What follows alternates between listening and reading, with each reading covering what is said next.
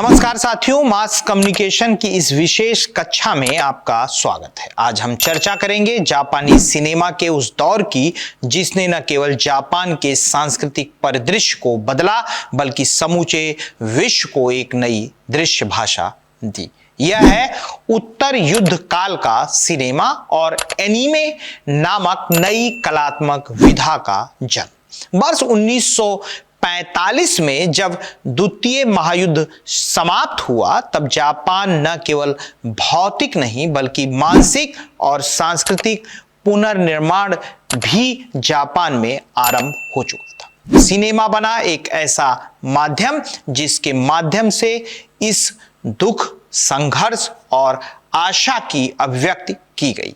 इस काल में अनेक निर्देशकों ने उस समय की सामाजिक स्थितियों, पारिवारिक तनाव और नई पीढ़ी के द्वंद्व को चित्रित किया। अगर हम उस समय के इस सिनेमा के बारे में बात करें और जापानी सिनेमा को देखें तो इचिकावा कोन की कृत बुजुर्गों का जुलूस और नारू से मिकोयो की फिल्में महिलाओं की स्थिति और समाज के बदलते रूप को बड़े ही मार्मिक रूप से प्रस्तुत करती हैं। उत्तर युद्ध काल में सिनेमा एक दर्पण बन गया जिसमें समाज अपना अक्स देखता था। कई फिल्मों में यह भी दिखाया गया कि कैसे पारंपरिक मूल्य आधुनिक जीवन की तेज धारा में पीछे छूटते जा रहे हैं। अब बात करते हैं एनीमे की। एनीमे यानी जापान में बनी चित्र चलित कथाएं। उसको जापान में एनीमे बोला जाता है जो विशिष्ट चित्रण और भावनात्मक गहराई के लिए जानी जाती है। एनीमे का प्रारंभिक विकास ओसामू तेजुका नामक महान चित्रकार और रचनाकार से जुड़ा है। उनकी रचना जंगल का सम्राट में जापानी एनीमे को पहचान दी। तेजुका को एनीमे का जनक भी कहा जाता है। एनीमे केवल बच्चों तक सीमित नहीं है, यह समाज, युद्ध, विज्ञान, प्रेम, अकेलापन, प्रकृति और तकनीक जैसे गंभीर विषयों पर आधारित होती है। उत्तर मध्यकाल में जब समाज प्रश्नों से घिरा था तब एनीमे ने उन प्रश्नों को कलात्मक रूप से प्रस्तुत किया। अकीरा को अगर हम देखें तो तकनीकी सभ्यता और अराजकता का प्रतीक बनी।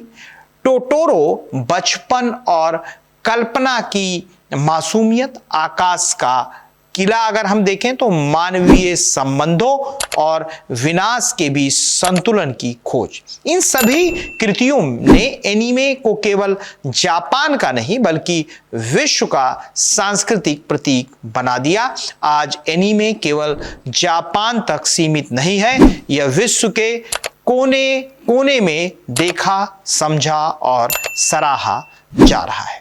उत्तर युद्ध काल के सिनेमा और एनीमे ने अगर हम देखें तो जापान को केवल मनोरंजन का साधन नहीं दिया बल्कि आत्मचिंतन, सांस्कृतिक पुनरुत्थान और वैश्विक संवाद का एक नया माध्यम प्रदान किया।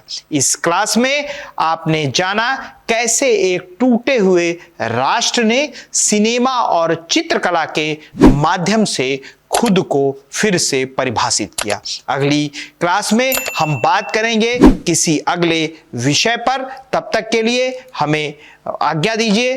धन्यवाद। ये सिर्फ एक YouTube चैनल नहीं है बल्कि एक ऐसा मंच है जो ना केवल ज्ञान बांटता है बल्कि हमारे समाज में बड़ा बदलाव लाने की कोशिश भी करता है। क्या आप जानते हैं कि जब भी आप इस चैनल का वीडियो देखते हैं, उसे लाइक करते हैं, शेयर करते हैं या सब्सक्राइब करते हैं तो आप गरीब बच्चों की शिक्षा में मदद करते हैं। अवेन फाउंडेशन का सपना है कि हर बच्चा स्कूल जाए। जब आप इस चैनल का समर्थन करते हैं तो आप केवल एक वीडियो नहीं देख रहे हैं बल्कि एक बच्चे का सपना पूरा करने में मदद कर रहे हैं। मास कॉम मास्टर क्लास को सब्सक्राइब करें, वीडियो शेयर करें और अरविंद फाउंडेशन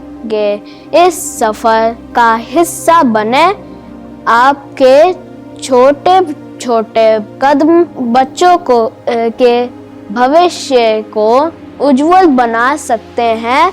इसलिए आइए मिलकर बदलाव लाएं।